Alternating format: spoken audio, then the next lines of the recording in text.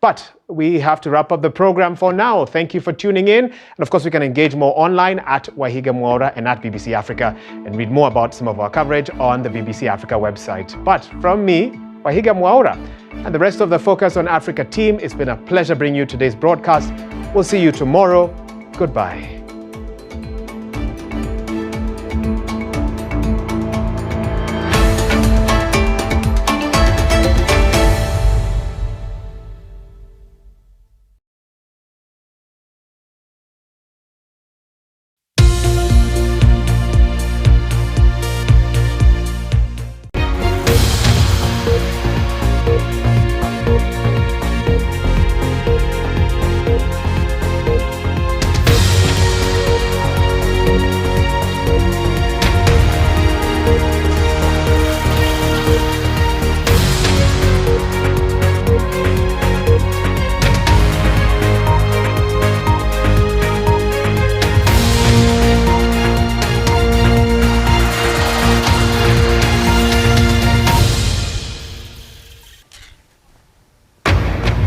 Live from London, this is BBC News.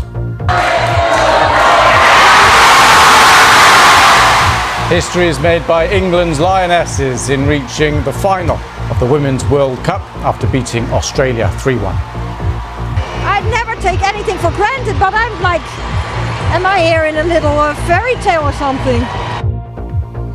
Ukrainians held as prisoners of war by Russia have told the BBC they were subjected to torture. A state of emergency is declared in Canada's Northwest Territories, where wildfires are raging.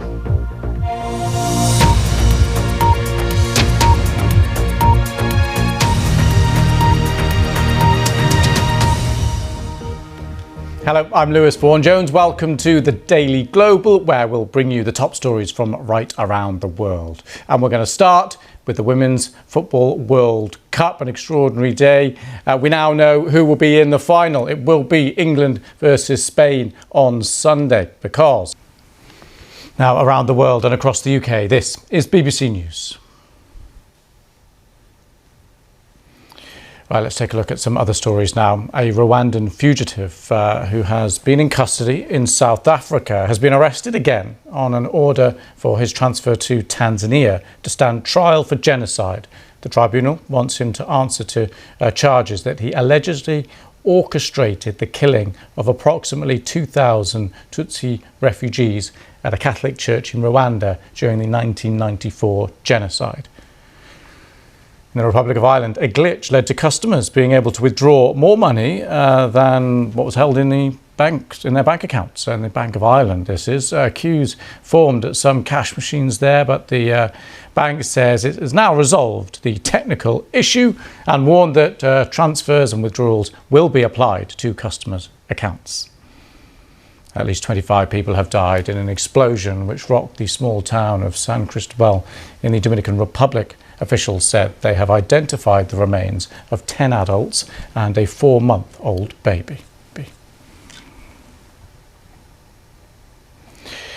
Right, you are live with BBC News. Next, to Canada and the wildfires there. A state of emergency has been declared in Northwest Territories, and take a look at some of these pictures and it's not hard to see why. A local official there says it's a crisis situation. 4 large fires have been burning near Yellowknife, that's the provincial capital. Around 20,000 people live there, and the mayor says people there should be on alert. Now, more widely, Canada is experiencing its worst wildfire season on record. 160,000 people have been evacuated from their homes so far. Right, let's go to the worst hit region. We can go to Yellowknife and we can speak to Devin Bellinger, Programme Director at local radio station True North FM. Thank you very much for coming on the programme. Thank you for inviting me. So just talk us through what's happening around where you are. And it's off. Right, I just want to show you this quick bit of breaking news that's been coming into us in the last few moments from the British Museum in London, and they've sacked a member of staff, and police are investigating after treasures were reported missing, stolen or damaged. We are chasing any more details. We will bring them to you. For the moment, though, thank you very much for your company. Plenty more online, as always. Get me online too on social media at Vaughan Jones. I'm Lewis Vaughan Jones, and this is BBC News. Bye-bye.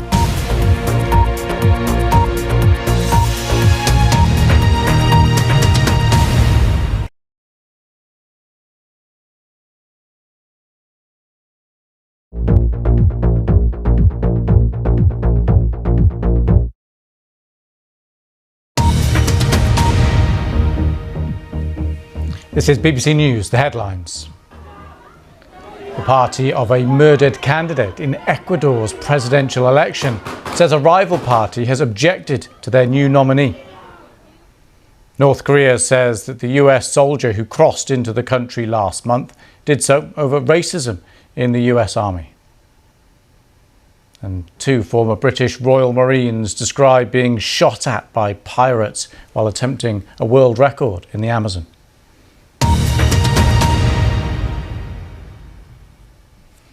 Welcome to the programme. I'm Lewis Vaughan Jones. We're going to look now to Ecuador and the presidential election that's taking place on Sunday. And you may remember that one of the candidates was murdered. Fernando Villavicencio was murdered. And now there is a row over his replacement, Christian Zurita. The opponents, some of his opponents, have objected to him standing. So, with more on this, let's speak to our America's regional editor, Leonardo Rocha. Leonardo, good to see you. So just talk us through what's going on here. Now, around the world and across the UK, this is BBC News.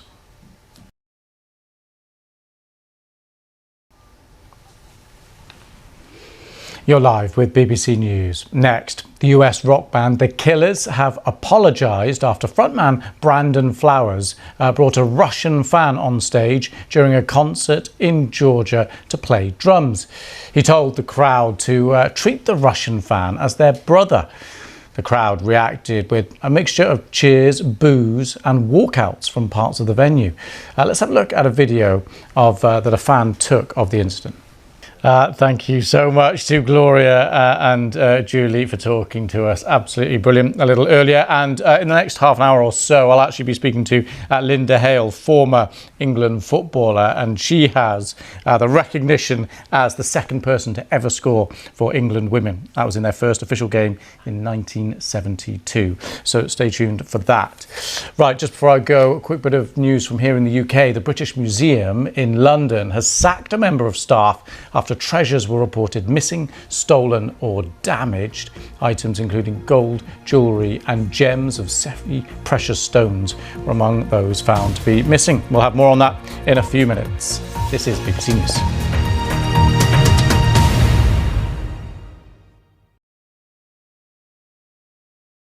Bye.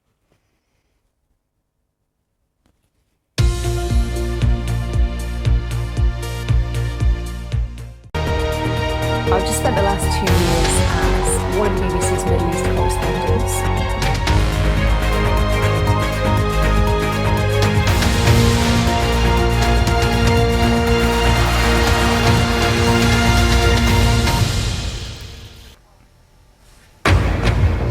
Live from London, this is BBC News.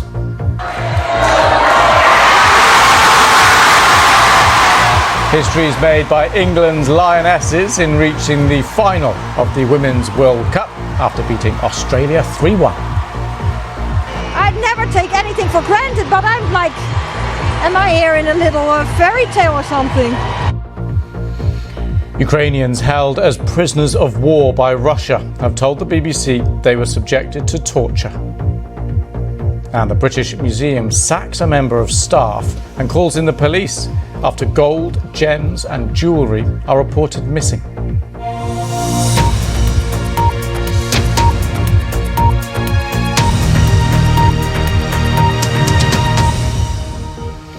Hello, I'm Lewis Vaughan Jones. Welcome to the Daily Global, where we'll bring you the top stories from right around the world. First, we're going to start with the Women's Football World Cup because we now know who will be in the final. It will be England versus Spain on Sunday. This is all after England, an historic achievement for them, beating the joint hosts, Australia.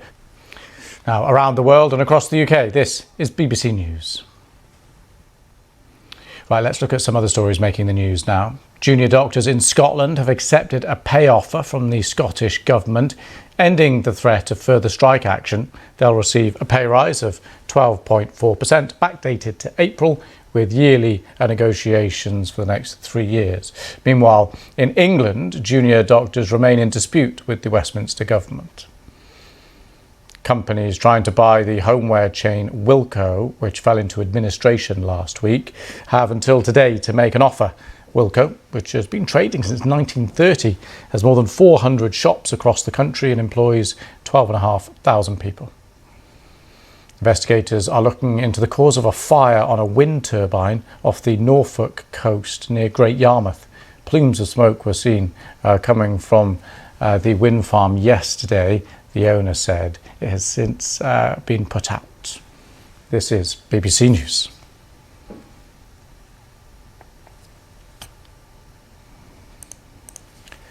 Right, you are live with BBC News. Next, detectives investigating the data leak at the police service of Northern Ireland have made an arrest. They've detained a 39-year-old man on suspicion of collection of information likely to be useful to terrorists. The BSNI has apologised for mistakenly revealing details of all its 10,000 staff last week. Chief Constable Simon Byrne has said the information is in the hands of dissident Republicans. Now, thanks to Devin Bellinger for that. Now, just before I go, a quick reminder of that news that's been developing over the last couple of hours from the British Museum here in London. They have sacked a member of staff and police are investigating after treasures were reported missing, stolen or damaged. We're keeping across the details of that. For the moment, I'm Lewis Vaughan-Jones. This is BBC News.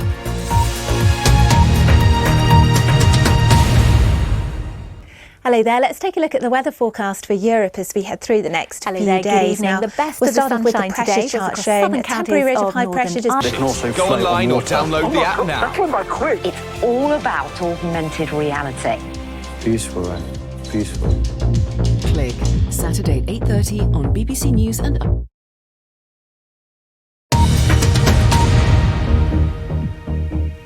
This is BBC News, the headlines.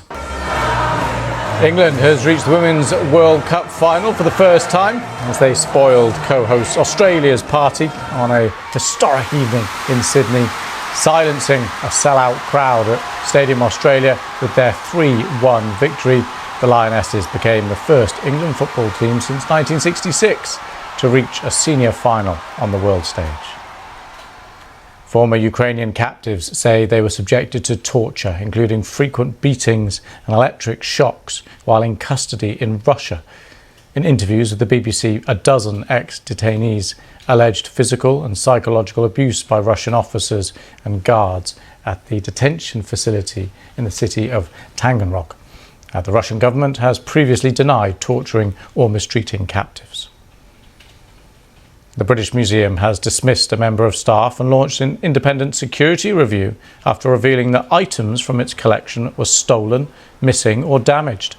The pieces are reported to include gold, jewellery, semi-precious gemstones and glass dating back as far as 3,500 years.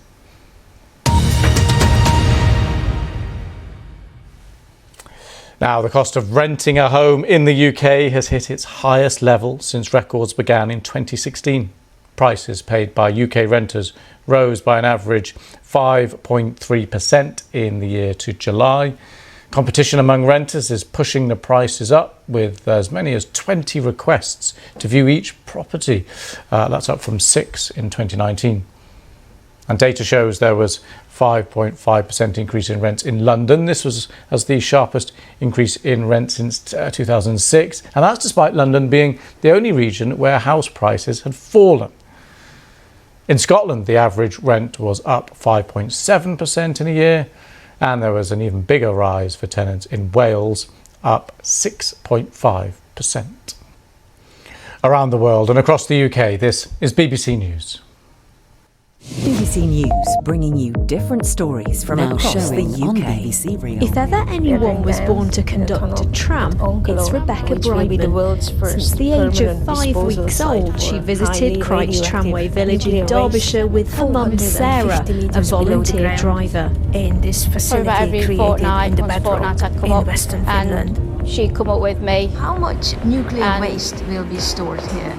Yeah, she'd just hang around and ride on the tram. 5,500 tons of spent fuel. So, perhaps not surprisingly, at 16, Rebecca is now following in her mother's footsteps at this museum, celebrating vintage trams. My mum took me here multiple times, isolated from the outside world. Whenever she went up, I went up. Years. I just kind of liked old transport. A new role means the pair are making history as the museum's first mother-daughter crew. For more stories from across the UK, head to the BBC News website. You're live with BBC News. Now to Tenerife, where 4 villages have been evacuated as ferocious wildfires continue to rip across the Spanish holiday island. The wildfires have ripped through 150 hectares of land in a nature park surrounding the Mount Teide volcano in the northeast of the island. And this is BBC News. Next, we're going to go to Hawaii, get the latest on the wildfires there. President Joe Biden and First Lady Jill Biden will travel to Maui on Monday. There they'll meet first responders, survivors, and discuss the next steps in the recovery effort. And, well, just look at what the island is up against. Unfortunately, there are more than 100 dead. The number could double over the next few days. The latest on the recovery effort. Anyone with a family member missing in the fires is being asked to give authorities DNA samples to help in the identification process. And in a separate development, the governor, Josh Green, says he would consider a temporary ban on the sale of any properties damaged in the fire. He says he doesn't want to see the remains of Lahaina snapped up by developers. Take a listen. Okay, now let's get the weather with Elizabeth Rizzini. Hello there, good evening. The best of the sunshine today was across southern counties of Northern Ireland, England